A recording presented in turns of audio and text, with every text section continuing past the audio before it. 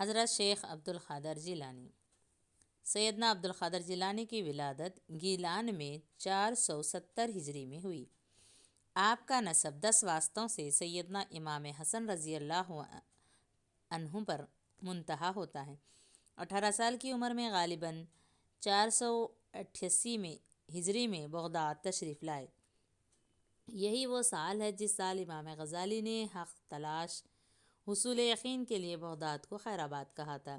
یہ محض اتفاق نہیں کہ جبکہ ایک جلیل القدر امام سے بغداد محروم ہوا تو دوسرا جلیل القدر مصلح و داعی اللہ کا وہاں ورود ہوا۔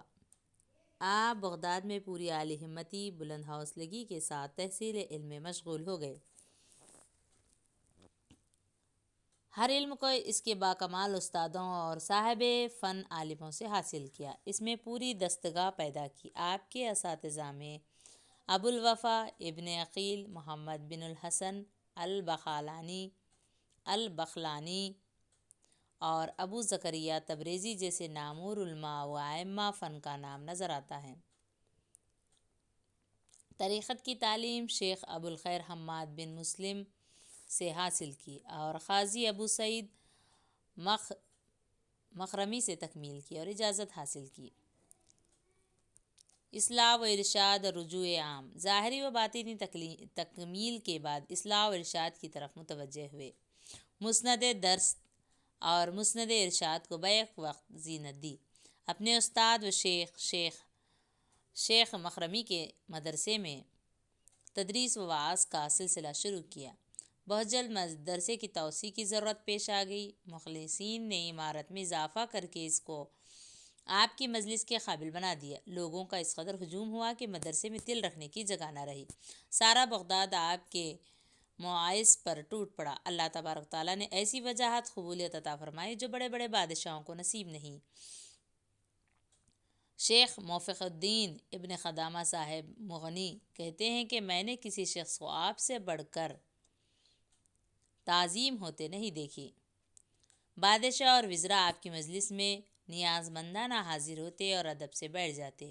علماء اور فقہا کا کچھ شمار نہ تھا۔ ایک مجلس میں 400 روایتیں شمار کی گئیں جو آپ کا ارشاد قلم بند کرنے کے لیے لائی جاتی۔ محامد و اخلاق۔ یہاں رفعت منزلت حد درجے متواضع اور منکسر المزاج تھے۔ ایک بچہ اور ایک لڑکی بھی بات کرنے لگتی تو کھڑے ہو کر سنتے اور اس کا کام کرتے۔ غریبوں اور فقراء کے پاس بیٹھتے، ان کے کپڑوں کو صاف کرتے، جو نکالتے، لیکن اس کے برخلاف کسی معزز آدمی اور ارکان سلطنت کی تعظیم میں کھڑا نہ ہوتے۔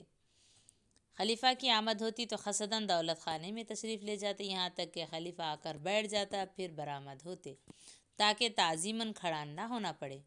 کبھی کسی وزیر یا سلطان کے دروازے پر نہیں گئے۔ آپ کے دیکھنے والے، آپ کے معاصرین آپ کے حسن اخلاق، علو حوصلہ، تواضع، انکسار، سخاوت و ایثار، اعلیٰ اخلاق اور اوصاف کی تعریف میں رطب اللسان ہیں۔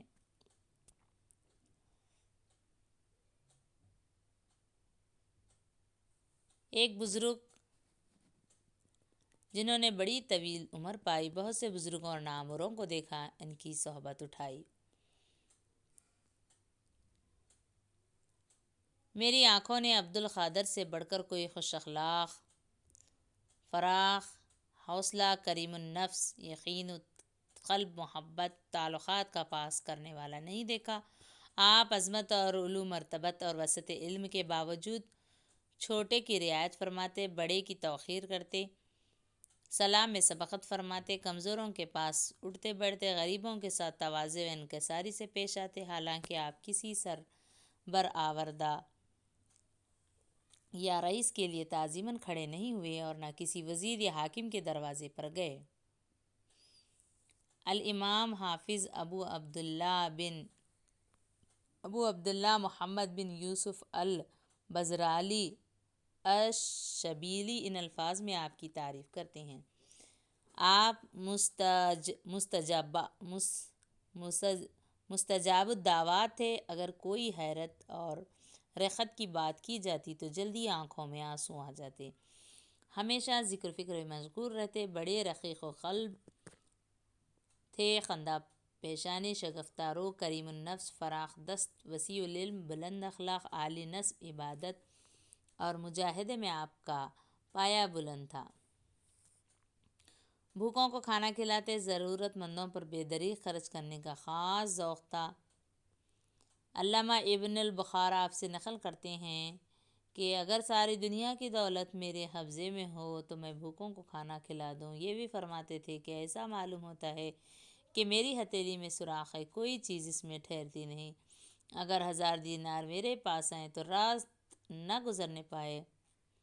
صاحب قلائد الجواہر لکھتے ہیں کہ حکم تھا کہ رات کو وسیع دسترخوان بچھے، خود مہمانوں کے ساتھ کھانا تناول فرماتے، کمزوروں اور غریبوں کی ہم نشینی فرماتے، طلباء کی باتوں کو برداشت کرتے، تحمل فرماتے۔ ہر شخص یہ سمجھتا کہ اس سے بڑھ کر کوئی ان کا مقرب اور ان کے یہاں معزز نہیں۔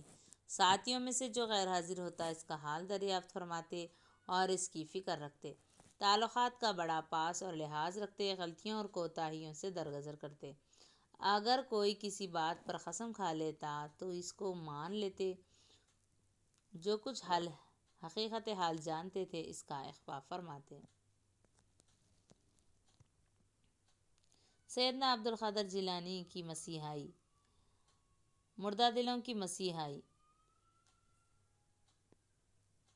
سیدنا عبد القادر جیلانی کی کرامت کی کثرت پر مورخین کا اتفاق ہے۔ شیخ الاسلام عز الدین بن عبد السلام اور امام ابن تیمیہ کا قول ہے کہ شیخ کی کرامت حد تواتر کو پہنچ گئی۔ ان میں سے سب سے بڑی کرامت مردہ دلوں کی مسیحائی تھی۔ اللہ تعالیٰ نے آپ کے قلب کی توجہ اور زبان کی تاثیر سے لاکھوں انسانوں کو نئی ایمانی زندگی عطا فرمائی۔ آپ کا وجود اسلام کے لیے ایک باد بہاری تھا جس نے دلوں کے قبرستان میں نئی جان ڈال دی، عالم اسلام میں ایمان و روحانیت کی ایک نئی لہر پیدا کر دی۔ شیخ عمر کیسانی کہتے ہیں کہ کوئی مجلس ایسی نہ ہوتی تھی جس میں یہودی اور عیسائی اسلام نہ قبول کرتے ہوں اور رہزن خونی اور جرائم پیشہ توبہ سے مشرف نہ ہوتے ہوں، فاسد الاعتقاد اپنے غلط عقائد سے توبہ نہ کرتے ہوں۔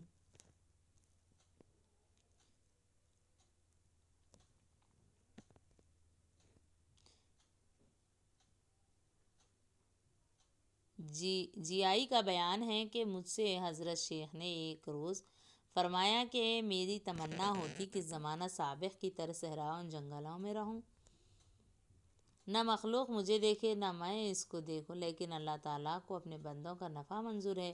میرے ہاتھ 5000 سے زیادہ یہودی اور عیسائی مسلمان ہو چکے ہیں۔ عیاروں اور جرائم پیشہ لوگوں میں سے 1,00,000 سے زائد توبہ کر چکے ہیں، اور یہ اللہ تعالیٰ کی بڑی نعمت ہے۔ مورخین کا بیان ہے کہ بغداد کی آبادی کا بڑا حصہ حضرت کے ہاتھ پر توبہ سے مشرف ہوا۔ بکثرت یہودی اور عیسائی اہل ذمہ مسلمان ہوئے۔ تعلیمی مشاغل و خدمات۔ اعلیٰ مراتب ولایت پر فائز ہونے اور نفوس اخلاق کی تربیت و اصلاح میں ہمہ مشغول ہونے کے ساتھ آپ درس و تدریس، افتاء اور صحیح اعتقاد مذہب اہل سنت کی نصرت حمایت سے غافل نہ تھے۔ مدرسے میں ایک سبق تفسیر کا، ایک حدیث کا، ایک فقہ اور ایک اختلاف ائمہ اور ان کے دلائل کا پڑھاتے تھے۔ صبح و شام تفسیر، حدیث، فقہ، مذہب ائمہ، اصول فقہ، نحو کے اسباق ہوتے۔ ظہر کے بعد تجوید کی تعلیم ہوتی۔ اس کے علاوہ افتاء کی مشغولیت تھی۔ بالعموم مذہب شافعی مذہب حنبلی کے مطابق فتویٰ دیتے۔ علماء عراق آپ کے فتویٰ سے بڑے معتجب ہوتے اور بڑی تعریف کرتے۔ ایک مرتبہ استفتاء آیا کہ ایک شخص نے قسم کھائی کہ وہ کوئی ایسی عبادت کرے گا جس میں عبادت کے وقت کوئی دوسرا شریک نہیں ہوگا۔ اگر اس نے قسم پوری نہیں کی تو اس کی بیوی کو 3 طلاق۔ یہ استفتاء سن کر علماء حیران پڑ گئے کہ ایسی کون سی عبادت ہو سکتی جس میں وہ بالکل تنہا ہو، روئے زمین پر کوئی شخص بھی اس وقت وہ عبادت نہ کر رہا ہو۔ حضرت شیخ کے پاس استفتاء آیا تو بے تکلف فرمایا کہ مطاف اس کے لیے خالی کر دیا جائے اور وہ 7 چکر کر کے خانہ کعبہ کا طواف تنہا مکمل کرے۔ علماء نے یہ جواب سن کر بے ساختہ داد تحسین دی اور کہا کہ یہی ایک صورت ہے وہ بلا شرکت غیر عبادت کرے اور اپنی قسم پوری کرے، اس لیے کہ طواف بیت اللہ پر موقوف ہے اور مطاف اس شخص کے لیے مخصوص کر دیا گیا۔ اب اس عبادت میں کہیں بھی شرکت کا امکان نہیں۔ حضرت شیخ استقامت کا پہاڑ تھے۔ اتباع کامل، علم راسخ اور تائید غیبی نے آپ کو اس مقام پر پہنچا دیا تھا کہ حق و باطل، نور و ظلمت، الہام صحیح میں پورا امتیاز پیدا ہو گیا تھا۔ آپ کی حقیقت پوری طرح منکشف ہو گئی تھی کہ شریعت محمدی کے احکام حلال حرام میں قیامت تک کے لیے تغیر تبدل کا امکان نہیں۔ جو اس کے خلاف دعویٰ کرے وہ شیطان ہے۔ ارشاد فرماتے ہیں کہ ایک مرتبہ ایک بڑی عظیم الشان روشنی ظاہر ہوئی جس سے آسمان کے کنارے بھر گئے۔ اس سے ایک سورج ظاہر ہوئی۔ اس نے مجھ سے خطاب کر کے کہا، اے عبد القادر، میں تمہارا رب ہوں، میں نے تمہارے لیے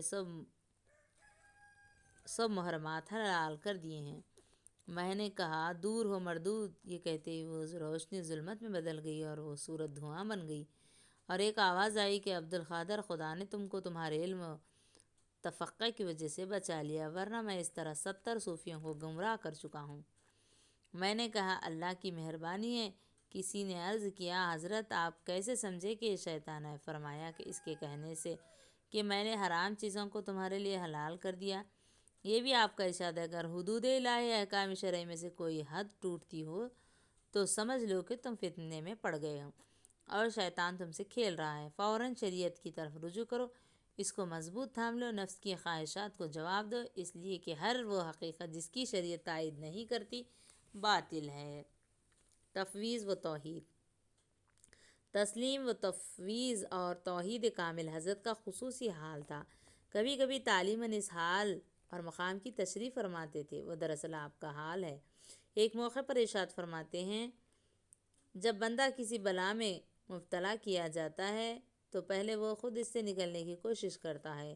اگر نجات نہیں پاتا تو مخلوقات میں سے اوروں سے مدد مانگتا ہے، مثلاً بادشاہوں، حاکموں، امیروں، دنیا داروں سے، اور دکھ درد میں طبیبوں سے۔ جب ان سے بھی کام نہیں ہونے لگتا، اس وقت اپنے پروردگار کی طرف دعا، گریہ وزاری، حمد و ثنا کے ساتھ رجوع کرتا ہے۔ یعنی جب تک اپنے نفس سے مدد مل جاتی ہے خلق سے رجوع نہیں کرتا، جب تک خلق سے مدد مل جاتی ہے خدا کی طرف متوجہ نہیں ہوتا، پھر جب خدا کی طرف سے سبھی کوئی مدد نظر نہیں آتی تو بے بس ہو کر خدا کے ہاتھوں میں آ رہتا ہے اور ہمیشہ دعا، سوال، گریہ وزاری اور ستائش و اظہار حاجت مندی امید کے ساتھ کیا کرتا ہے۔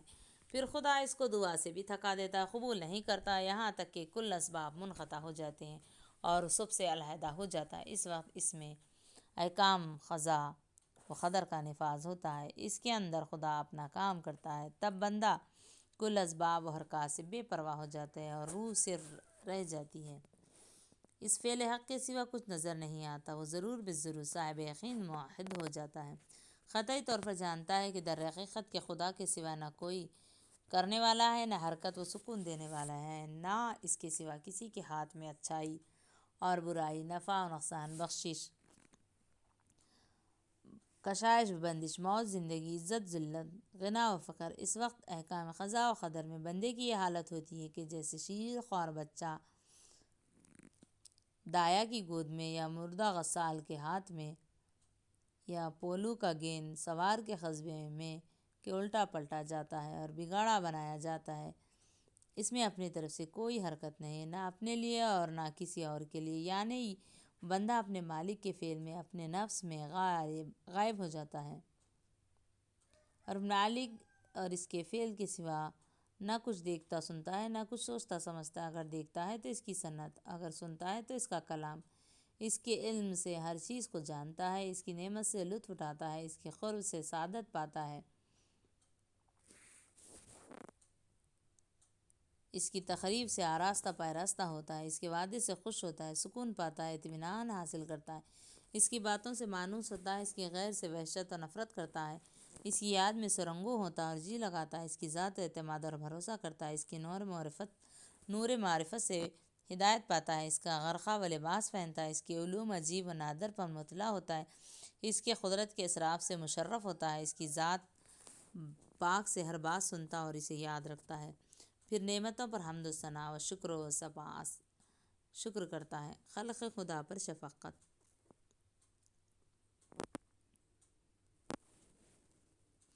امت الناس اور امت محمدیہ کے ساتھ آپ کا جو تعلق، جو فکر اس حال پر جو شفقت تھی، وہ نائبین رسول مقبولین کی خاص علامت ہے۔